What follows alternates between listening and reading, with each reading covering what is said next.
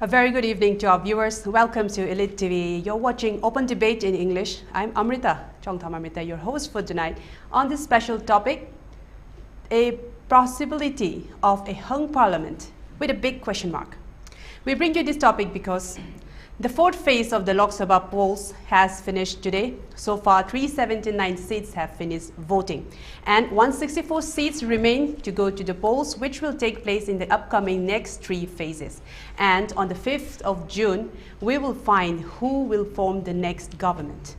The BJP is confident that they will secure 400 plus seats, while the Congress and the opposition is skeptical at it, and they said that the BJP might not even reach the 272 halfway mark and that they will just hover just a little bit over 240 seats, which is even within the limit of possibility, because there have been so many serious issues and agenda that have been thrown into this political arena in the past few months.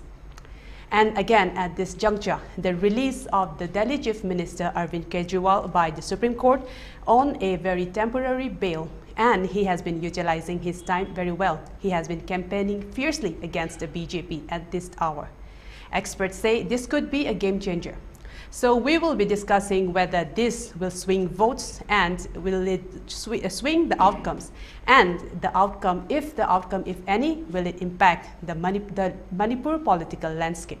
To discuss on this matter, our expert panelists are present with us in the ELITETV studio. Let's take a moment to welcome our panelists for tonight. Our first panelist for tonight is Pawong and Ibungochoubi, Executive Editor, Manipur Mail. Pawong, welcome to Open Debate. Good evening, Amrita. Our second panelist for tonight is Arambam Noni, Associate Professor, Department of Political Science, DM University. Welcome to Open Debate. Thank you, Amrita. And our third panelist for tonight is Advocate Hijam Chandrakumar, Advocate. Welcome to Open Debate, Hijam.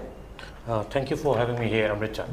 Thank you so much. So, Pawong, Ibungochoubi, I'll start with you today. My first question to you that I'll set the floor with is the release of the Delhi Chief Minister Arvind Kejriwal by the Supreme Court on a very temporary bail, and he has been utilizing his time very well. He has been vocal, and he has been saying that the government is dictatorial, and that he even mentioned that the Prime Minister might not have a chance to become the next Prime Minister because he might reach the 75 years of age and all of that. And his road shows and rallies have been attended by so many people, and this has been welcomed very much. So my question is, will this swing the votes? Will this impact the outcome on June 5? What are your thoughts and what are your predictions? Amrita, just in the afternoon, I was attending a conference regarding the Aam Aadmi Party, Kejriwal, his arrest, and of course his bail. Nobody in this country is above the law. Anyone whosoever, we have to understand that nobody is above the rule of law. However, the issue today is whether the government is using, abusing, or misusing its power. I think that was one common thing that appeared in our discussion today. Okay. In the afternoon, we had a discussion. Did the present government use, abuse, or misuse power just before the election? Because Aam Aadmi Party is some strong force to reckon with for the BJP. In fact, the entire Delhi population, they voted for BJP last time. However, for the state assembly elections, they voted for Aam Aadmi Party. And the resurgence or the coming of BJP in Punjab is also a very serious concern for BJP in this Lok Sabha election. I think the arrest of Kejriwal, as we have been seeing in the newspapers, I think turned out to be somehow negative for the ruling party. Right. I think it has given more value, it has given more status of hero to Kejriwal after his release from the bail. I think if the opposition party or the BJP has to play along the line of his arrest and release, who has benefited from his arrest and release? This is what we were discussing in the afternoon today. The opposition has somehow benefited from his arrest. I think had he not been arrested, I think there would have been less things to talk about BJP's use of so-called power. I think this is how I would begin. The opposition has gained little more from this particular event, Amrita. And that it might even swing the results that will be out on June 5. Do you think so? I didn't get you. Do you think that you said that the opposition has gained from the arrest and the release of Kejriwal, and do you think that this will swing the results that will be taking out on June 5? It might not give a complete swing. However, my submission is that the negative aspect of the campaign of the ruling party has gained something which is negative. This is what I was mentioning. Because of Kejriwal's arrest and his release, he has created a little bit of a momentum because of the release and because of the arrest, which I think, as I said, nobody is above the rule of law. However, whether the government, whether the establishment uses or misuses or abuses the power, I think that is a debate today that is happening today. In some way or the other, my submission or my view is that the arrest of Kejriwal and release has given some kind of a little benefit to the anti-BJP momentum at this very point of time. This is what I was saying in my afternoon discussion today. Okay, interesting, very good point, Babu Ibungochoubi. Now I'll move on to Hijam Noni. You can supplement on Babu Ibungochoubi's statement just before, and I'd like to ask you that if because of this Kejriwal's release and if they swing the votes, and let's say that the BJP, even if they come out to be the single largest party, even if they reach the halfway mark or not, if there comes a situation that they do become the single largest party, and that because of this swing they do become they do form the government with alliances, and do you think that in such a scenario in the next government, do you think the BJP can push the core agendas that they have also mentioned in their manifestos? Do you think they will push for one nation, one election, for the uniform civil code, etc.? What are your thoughts? I think, Amrita, that's a very interesting point. First of all, I think there are two important dynamics of Indian democracy. One, in terms of electioneering, I think credibility of Indian democracy has been more or less accepted. But at the same time, when it comes to the question of dealing with the opposition party, as you rightly pointed out, when the BJP government will have a majority in the parliament, it is very likely that the opposition parties will have a tough time, because it has been recorded in the history of Indian politics that when you have a very strong central government, it is very, very likely that the opposition parties will have a tough time in terms of their freedom and presence in the parliament as an opposition party. That dimension is, of course, there in Indian elections. If you are saying that the release of Arvind Kejriwal on bail for some time will swing the votes, that's slightly over-ambitious in terms of all the states. Of course, we can have a feel that for Punjab, for Delhi, it will have a positive impact. But for the entire country, I do not see that will have a very huge impact. That's one. The other way around is that we can also argue that when you see Arvind Kejriwal speaking to the public and huge people applauding him, I think one aspect of politics that emerges is that there is a lot of empathy for him, which my previous speaker had pointed out that there is an acceptance of the voice like Arvind Kejriwal, and it seems like there is an apparent feeling of dissatisfaction with the incumbent government for dealing with opposition parties like this. So to come back to your question, I think there is, if you look at the findings and the predictions of election experts or the psephologies, it feels like BJP has been campaigning with this slogan that this time more than 400 seats. Yes.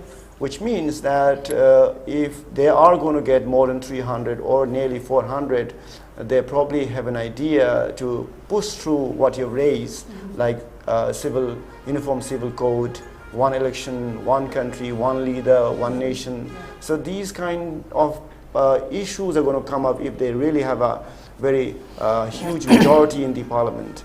It is very likely that if they have more than 300 seats in the forthcoming results, it is very likely that they will push through all these ambitious projects which is core to the BJP politics. And I think they have laid it down very clearly in their election manifestos. So I think there's no doubt about it. The only thing is that, you know, the whole desire to get 400 seats in favor of NDA or for BJP is basically to end up with a major constitutional revamping of the country. Right. That is what I can foresee. But I think, you know, as I said in the beginning, that, you know, electioneering as a process has been very robust in the country. But at the same time, I have a feeling that that the center is moving towards a very huge Majoritarian party, which is going to have a very negative impact on the regional political metrics. But there are a couple of issues that needs to be reminded of. For instance, I think BJP is very likely to retain its previous position or may even improve itself in a huge state like UP, Uttar Pradesh. This is a very important fact to be noted. If you have seen the voting turnout, unfortunately, it has hovered around less than 60%, which is in fact a concern for the incumbent government. But even so, if you have a low turnout of the voting percentage, it doesn't mean that a party probably will get less. But even then, there is a possibility that the ambitious expectation that the BJP had in states like UP and Bihar, for instance, will be not so much if you look at the voter turnout, which has been less than 60%, as I said. So on the whole, I think as of now, do not see a hung parliament. I think it looks like they're crossing halfway mark. Yeah, because in states like Maharashtra, in states like Tamil Nadu, the incumbent government may not do very well, but they have stronghold in states like Gujarat, Madhya Pradesh, which is regarded as the banker states for BJP. Right. So I think without any malice, in fact, I feel that, you know, I don't expect that there will be a hung parliament as of now. Thank you. Okay, very well put and very nicely said. And now moving on to Hijam Chandrakumar, as we have heard from our previous two panelists about their opinions, and I'd like to come to you is, Arambam Noni said that there may not be a hung parliament, but do you think it's better to have a party, a single largest party, crossing over the halfway mark with a simple majority, as we have seen in the past two terms of the BJP government, or an allied form of government? Because we have seen in the Atal Bihari Vajpayee's government in the 1998 and 1999 that there have been an allied government, and of course there have been so many disadvantages of that, because the government could not roll out a lot of plans and bills, and it had to be rolled back again because there was discontentions among the government itself. So what are your opinions on having the majoritarian single largest party or an allied form of government? Amrita, both has pros and cons. Okay. So if one party attains single largest majority, which is 272, if I'm not mistaken, out of this 543 seat parliament, Lok Sabha. So when we have this, when we attain this 272 mark, then definitely there will be a stable government. Right. That is 100% good for this, for the country. That is the good thing about the stable government, which will be brought by the absolute majority government. If one party attains absolute majority, then on the other way around, if a party with absolute majority in the parliament may go also authoritarian state, may bring a very authoritarian state in India also. Right? So this coalition government has both pros. It has also brought both pros and cons. Then Amrita, let's to reiterate that having hung parliament arises only when none of the parties attain this the magic figures of 272 out of this 543 seat of Lok Sabha. So when such situation arises, there needs a formation of government through coalitions of the like-minded parties. So now we have two blocs, one NDA, National Democratic Alliance, and then another one in India bloc.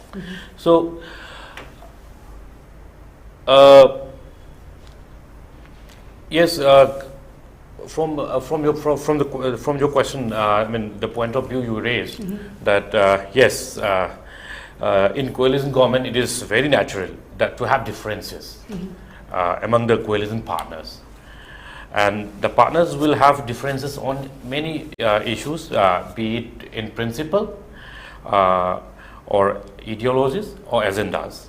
Say India bloc has Indian National Congress, Trinamool Congress, then DMKs and Shiv Sena, Uddhav Thackeray group, among others. And the national parties has in the India bloc has definitely national ambitions. Then the regional parties will certainly have their regional interests. Right. So when these two agendas or the issues, one regional issues and another the national ambitions of the political party of the national level, if they clash, then certainly there arises instability in the government also sometimes. Let me set an example that Shiv Sena Uddhav Thackeray group, now it is hugely portrayed as abandoning their the age-old Hindutva ideology while dealing with this India bloc. Yes. Then so naturally there should be a push and pull, and which is bound to happen to bring up a compromise formula for the stability of the government. And having said that, Amrita, like this requires a heavy maneuvering on the part of the coalition partners. So this is one thing. Then coming to your point, your question, yes, that is a possibility that the hung parliament, the classic in hung parliament, like there, as I have already stated, that there may arises differences. Yes. Classic example is during UPA 1, during which Indo-US nuclear deal was signed and finalized, which enables the ending of India's exclusivity in nuclear suppliers group. Yeah. And this makes India first among the countries which is out of this NPT, in short, and non-proliferation treaty. Yes. The major partner in that deal, the major partner Indian National Congress in UPA, and the then Prime Minister Dr. Manmohan Singh was of the view that this Indo-US deal was a very will play a very significant role in India's development, particularly for India's ever increasing requirement of energy in the sector of energy. So, however, in one of the coalition partners, that Left Front, has threatened to withdraw their support. Okay. Once, if at all this historic Indo-US nuclear deal is signed, even they didn't even threaten; they even withdrew. Then at that time, CPM or the Left Front has 59 MPs, including the Lok Sabha Speaker. Now, at that time, Samajwadi Party has 39, if subject to correction, MPs. They came to the rescue of the UPA 1. That's true at the fag end of the UPA 1, 2008 or 9. So this is one of the classic example wherein this one party has to play coalition dharma, and another has to one has to do the compromise. Right. There should be a compromise formula, but the government is not that stable, and while maneuvering that it requires a lot of energy, a lot of time, and lots of tension among the coalition partners. That is definitely hampering the development of the country.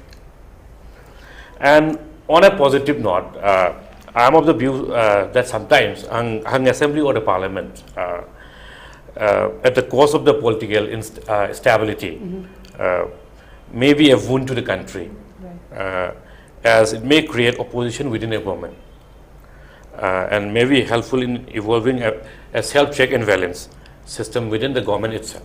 Okay, checks and balances, right. That's why major political parties, while campaigning and electioneering, are advocating for absolute majority. Parliament or assembly has tendency to bring instability in the government.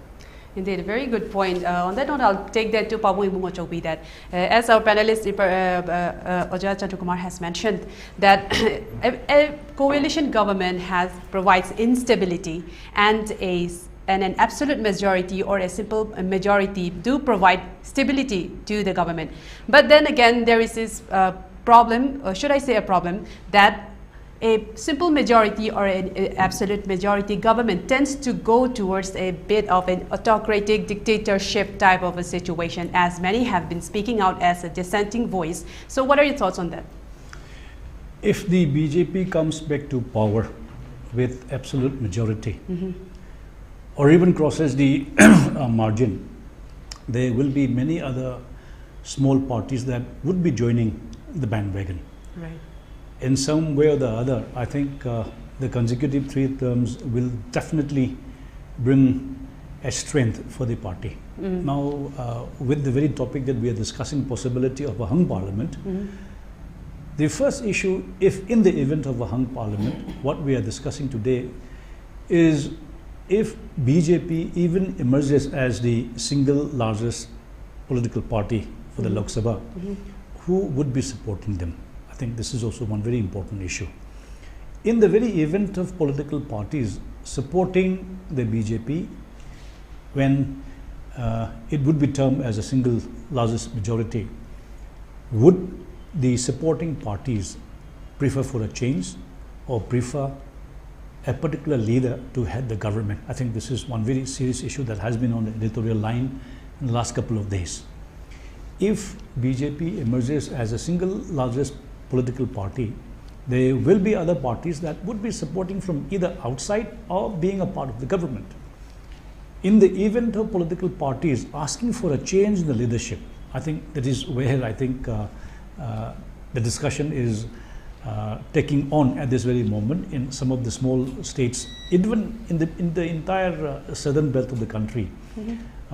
Would there be a change, or will there be a possibility of change of guard in that political party? I think this is one thing that has been on and on for the last couple of days.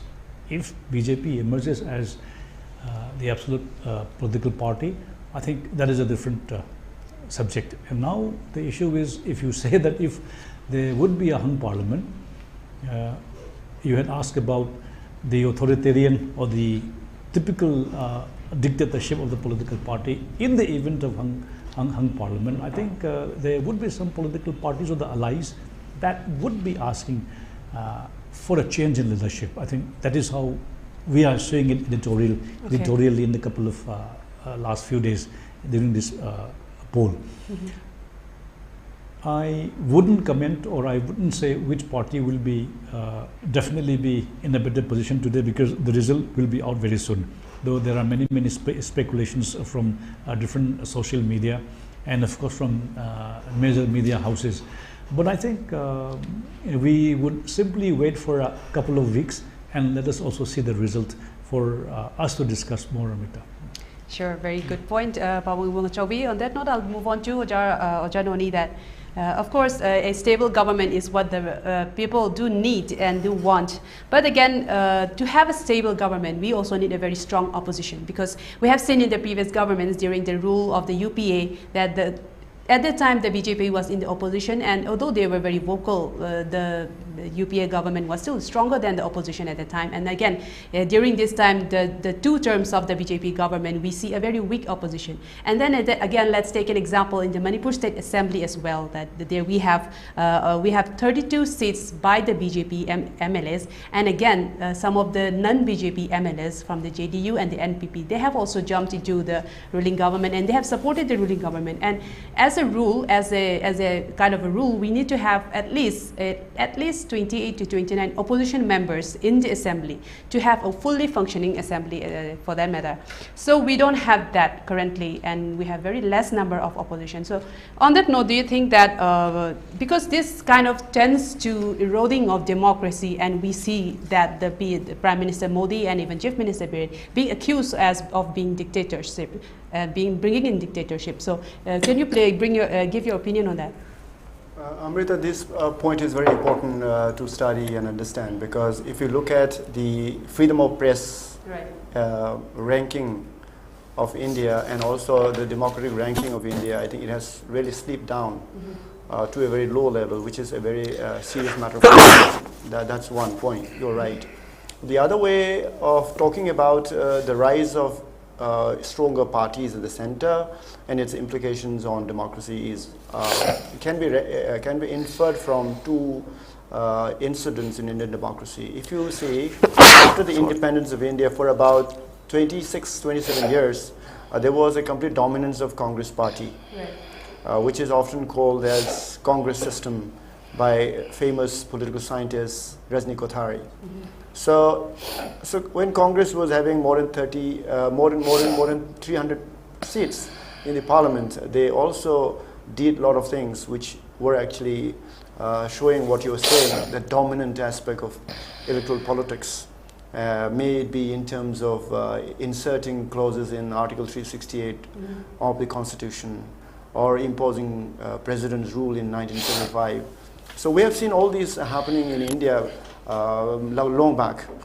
So I think India has seen enough of these domination of one party system in Indian politics, and I think today we see the dominance of BJP party of Indian politics, which is again unfolding into some kind of majoritarian politics, and BJP becoming even more ambitious to have around 400 seats actually is like heading toward what once we called Congress system.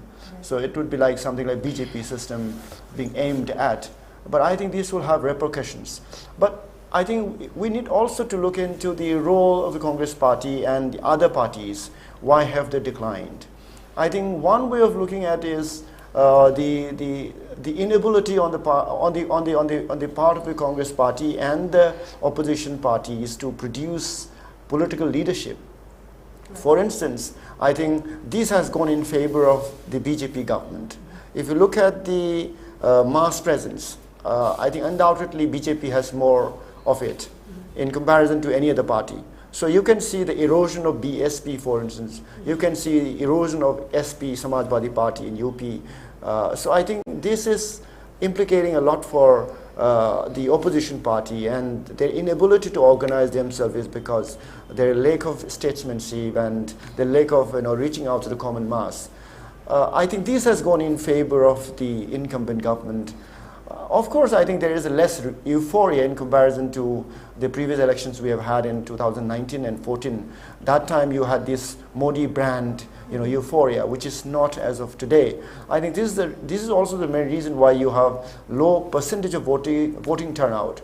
As I said in the beginning, that there's 54% in UP and around 56 in UP, 54 in Bihar, and if you go to Kashmir, they have around 35%. And in Srinagar, it was just like around Kashmir, it was around a little more, around 20%.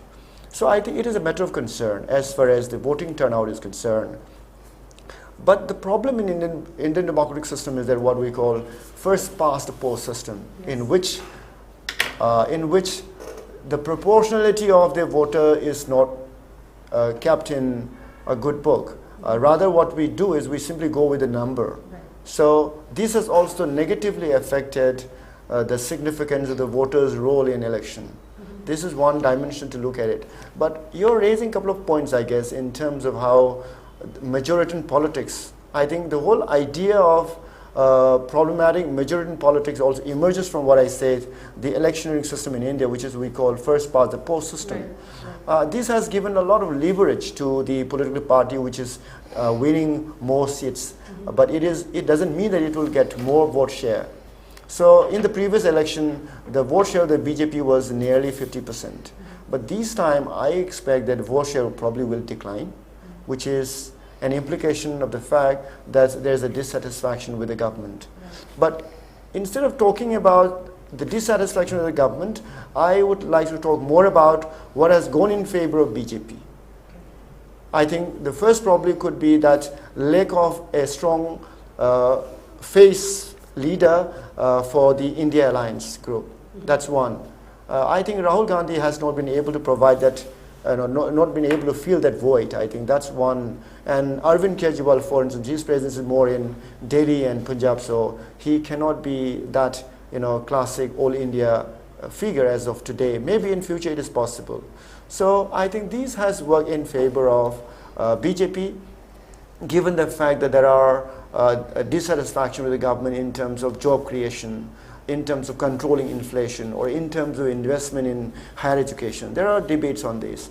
But even if you have these disenchantments with the present government, I think there are a couple of factors that has worked in favor of the present government. For instance, the women-friendly projects, women-friendly schemes have really, worked in favor of BJP to garner women's votes in India. So more or less, I think this election has been slightly non-euphoric. It's a kind of a low-tempered election, probably because the Modi brand is not really that much as we witness, and on the other hand, the opposition also has no brand as such, except for the fact that they have something called India Alliance. But if you look at the state systems, there is a fragmentation as well. For instance, if you go to Maharashtra, there is a rise of the regional party. If you go to Karnataka, for instance, BJP probably is not going to do very well. If you go to, for instance, Kashmir, you'll not see BJP, even fielding the candidates. So these are, even if you go to Manipur, I think without commenting who's going to win, I think there was some sense of anti-incumbency factor, given the fact that we've been fighting and in the middle of a war-like situation for about a year. So this has been the overall picture. So I think opposition party as a vanguard of democracy is a significant matter to be understood, but it is not a theoretical proposition all the time. What will ultimately work is the amount of investment that the opposition party does to gain its legitimacy and to reach out to the masses is going to be more important. If you don't do this, I think your existence as an opposition party is going to be very minimal and very insignificant. And I think you don't have anybody to blame but yourself to be blamed for that. Thank you. Right. Interesting. Very, very good points again, Noni. Now, moving forward with our discussion today, Hijam Chandrakumar, you mentioned earlier that sometimes that you had mentioned that sometimes it's better to have a coalition than a very absolute majority kind of a government. So, in terms of a hung parliament, in case if it happens, we are of course speculating here, but we still need to discuss and predict how it will be coming out. In that situation, if it comes to that, do you think, how do you think it would affect the political landscape in Manipur when that outcome does happen? Even if it is a hung parliament, or even if it is a coalition parliament, or even if it is a 400 plus seats for the BJP party, how do you think it will affect the Manipur political landscape with respect to the present crisis here? Yes, Amrita, regrettably, Northeast states of India, including Manipur, largely depending on central government for aids, infrastructural development, funds, or any other thing, continue to have such habit of dependency without having mobilizing its own resources at hand. And that is a very big problem. And political landscape 100% may change. Okay. As changing political sides, changing political sides attributable to the lack of basic integrity, political ideology, as well as principle, tends to to suit the incumbent government at the center. This is not a new phenomenon in Manipur.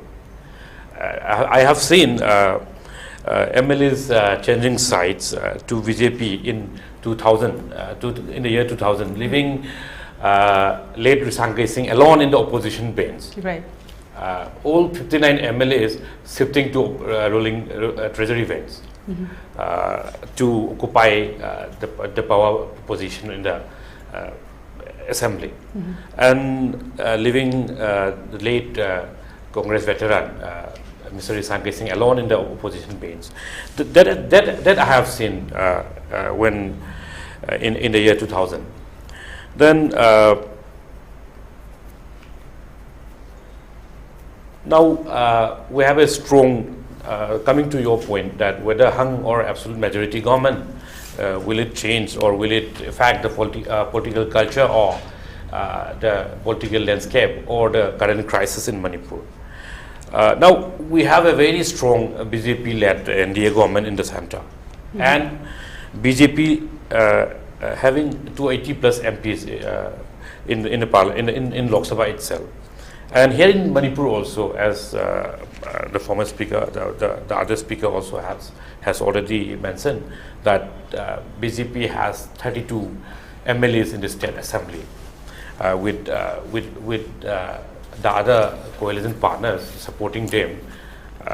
We have a very strong government in the state also. So they call it as double engine government. Right. As public perceives, nothing changes on the ground to resolve the crisis in Manipur. So hung parliament or not will not have any impact in Manipur crisis unless unless the mindset of the Indian state does not change, regardless of the political affiliation, I would say, or which party is in power. Manipur will continue to suffer like this, and will face problems from time to time. If the very mindset of the Indian state does not change, then Manipur will continue to suffer. And Manipur also needs ideology and principle-based politics and the politicians. Yes, those are very good points, in fact, because in Manipur, the politic landscape is completely different, because the reading that we do in Manipur politics and the reading that experts do in the mainstream in national politics are very starkly different, in fact, because it's very easy for the MLAs elected to cross the floors and to defect, and yeah, it is very common and it is even accepted, is what you said. So moving on to our with our debate, Babu Ibungochoubi, as we are talking about Manipur context by this round, I would like to bring up one issue that happened in this year, the 24th of January 2024, the Kangla resolution, where all the Meitei MLAs gathered at Kangla and they made oaths to protect the integrity of Manipur, and they also admitted to say that they have failed to contribute a peace and normalcy, contributed to provide peace and normalcy for the state of Manipur. Since all of the MLAs have said that in public, that they have failed to provide a peace and normalcy situation for Manipur, isn't that enough for them to resign their seats on moral ground and to call for fresh elections and to elect new leaders, effective leaders? Because them admitting that to fail the people of Manipur is a big statement. What do you think about Ibungochoubi? One of the biggest political dramas that I think you witnessed in the last couple of months here in Manipur is the resignation drama of the so-called political head of the state. Yes. Whether you call that a political drama or well-managed staged event. I had already said that sometimes resigning does not help. Okay. The very act of resigning is a defeatist attitude. You should fight on. I think if you are a person, if you are a sports person, we always believe that even if you are 0 down, 5 down in a match, the spirit of the game, I wouldn't say politics, but you should play your best, you should play your part till the last moment. If you're a politician, if you're a public leader, the very essence of serving the people till the last moment. I think that should be what I should understand as the quality of leadership. Of course, some people do demand that they should resign. On the very issue or on the very subject of summoning all the MLAs in the compound, I had said that that was a very defeat of something called democracy.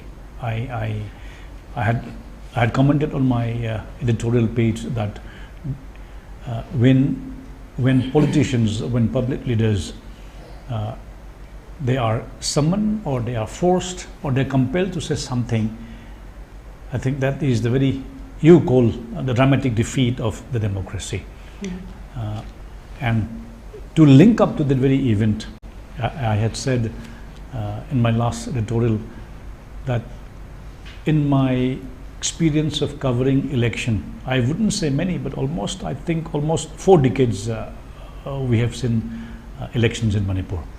And I have never seen elections of that magnitude of mismanagement or unruly nature of the electorates in Manipur. I think this was the first time that we did see something very unusual, something very different from how the people of Manipur democratically used to participate in electoral process.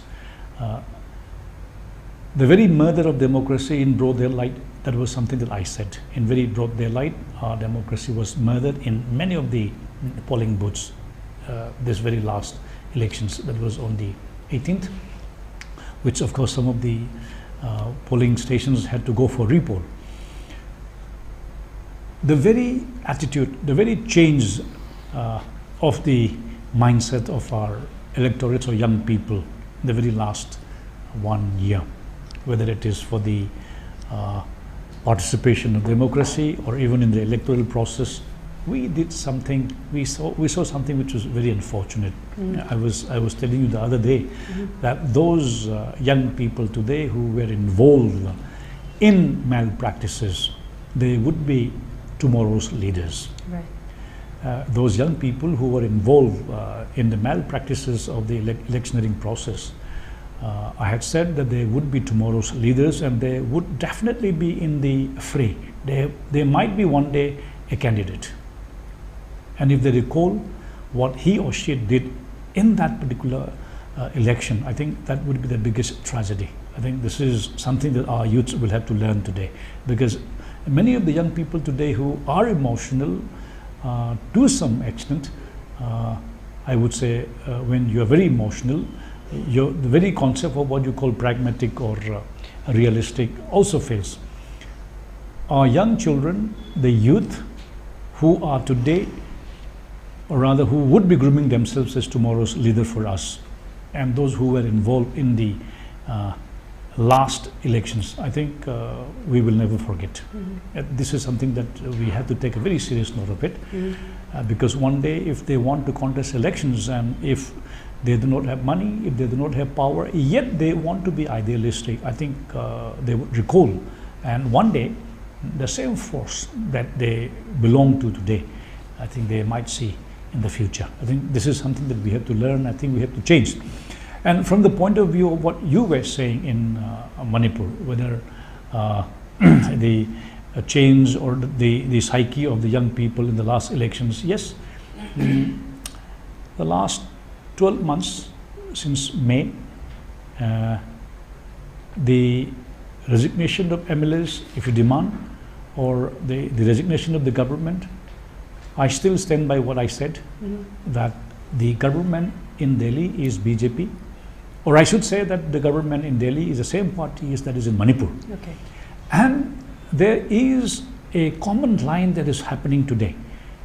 If the Prime Minister desires so, if the center desires so, peace will come back to Manipur within 24 hours.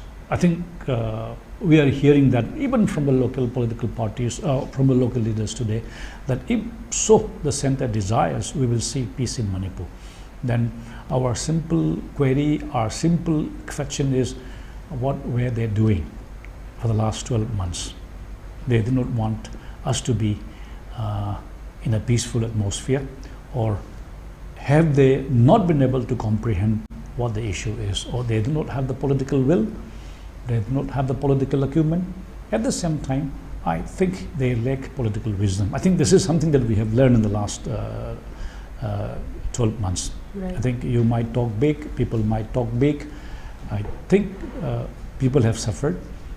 The cut is very deep, the wound is very deep. The center, even if you have a magic wand, you're not going to cure, you're not going to give a solution, a very easy, a quick solution, because we have to say that the cut is very deep, the wound is very deep. It will take its own time to heal. And any kind of statement that comes from the central leadership or the state leadership, that if the state desires so, if the central government desires so, we can control within a moment, or we can control, or we can bring normalcy very soon. I think those who say so should know that people are not that naive. People from this very state, or people from the entire country. I think there should be some kind of a political maturity whenever we discuss. Even local politicians or our people who are at the helm of power, I think they should be very serious about what they say. And we are hurt sometimes, we are deeply hurt by sometimes when our leaders, they make very rhetoric statements or very careless statements. They come down to such a level. I think we do not expect that kind of a behavior, that kind of a political behavior from our leaders. I think whether it is state government or the central government. So for example, the Home Minister says that I'll be back after 15 days. We never did see him. I think we saw him in the last election, just a few moments before the election. And the Home Minister making a remark that control your women. Yes. I think these are something that we are hearing today. And people of Manipur, I think we're accepting that as a kind of a statement from political leaders. So I mean, I'm not very sure of what I will write, but we have many young academics today. Today's young children or youths who are in the colleges, who are in the universities, even if they do a thesis on this 12-month episode, I think that will be something that I would like to read.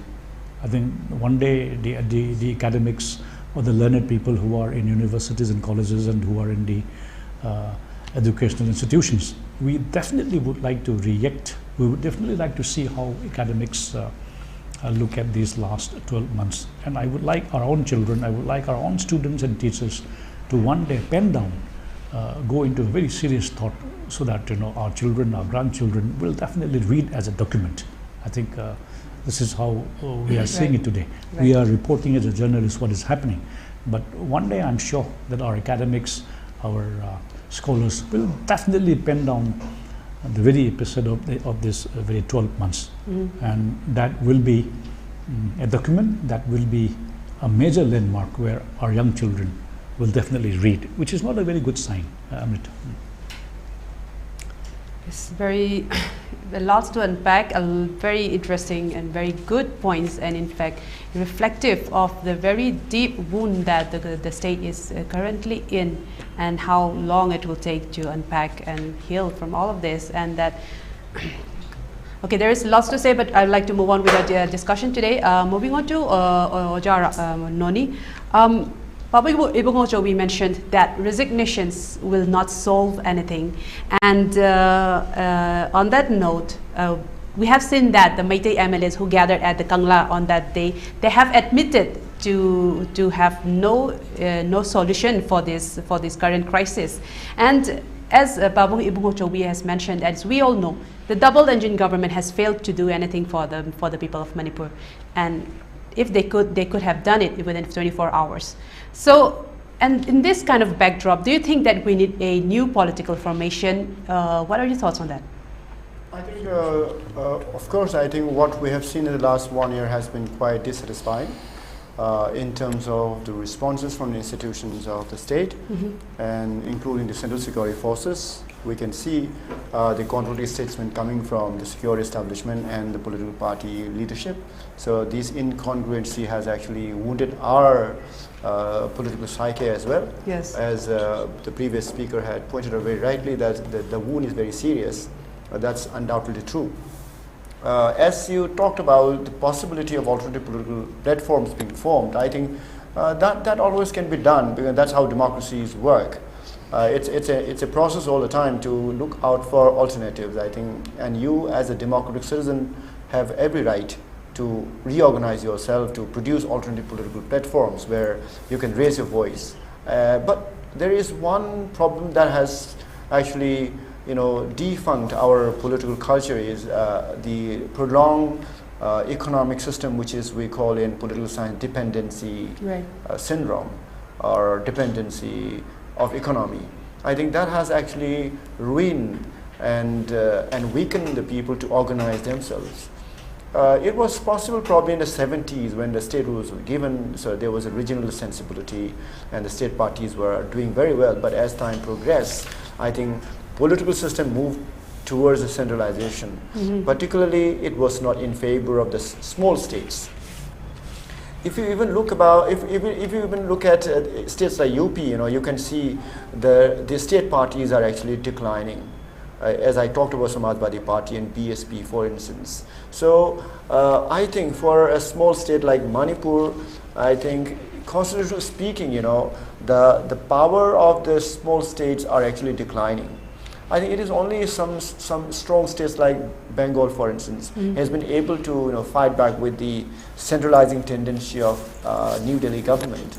But for a small state like Manipur, probably I think, particularly Manipur has been not doing well in this regard. Even if you have the same government, you have every right to raise your concerns. That has not been forthcoming, I guess. So that is actually led to the dissatisfaction of people, and people are feeling very disenchanted for the fact that this same government could have done better.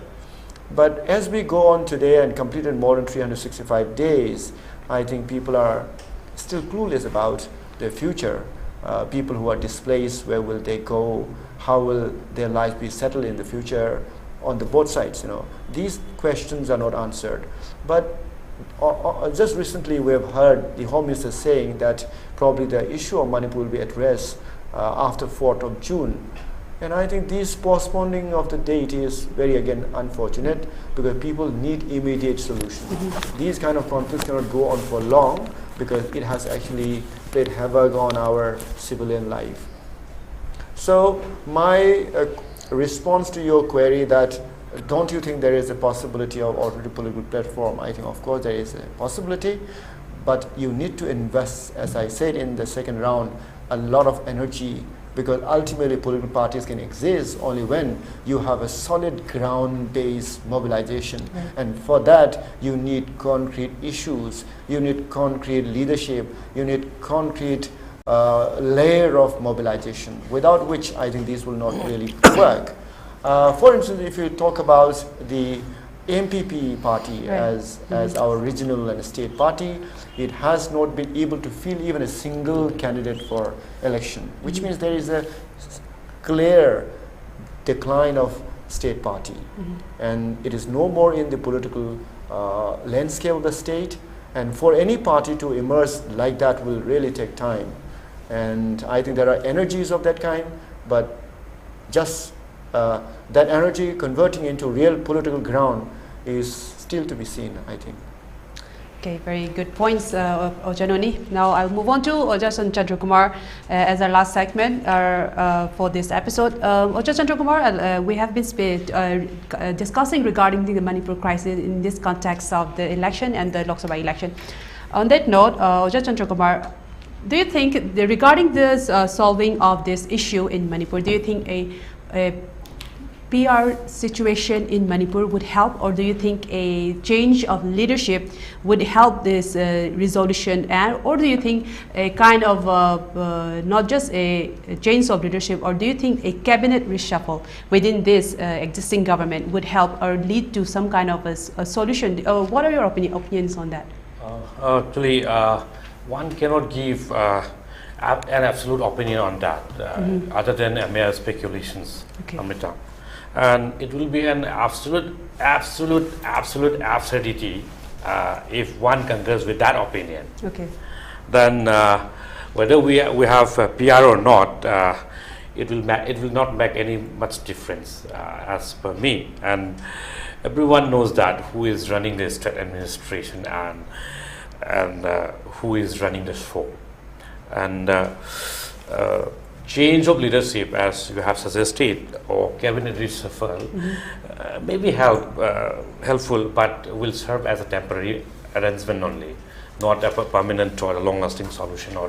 It will rather some kind of appeasement politics or appeasement ways or means of settling the issues. And as the previous speakers have already pointed out, that things are a little out of hand now. But we don't have to lose our hopes, and as all is not lost. We should rather look into a permanent and a long-lasting solutions. And one way, if I have to suggest, then the dialogue between the warring groups or the communities, as it says, and we have to point out, or we have to look for the real enemies who are dividing us and making the state into a mayhem kind of situations. So I do not think that this change of leadership or the cabinet reshuffle or the impositions of PR will not be helpful, as I have already stated, or as I already said, that Manipur as a state has a little significant role to play in power politics when it comes to New Delhi. Right. We don't have any that kind of luxury to play power politics with New Delhi. So it is not much help. I place my statement in that way only.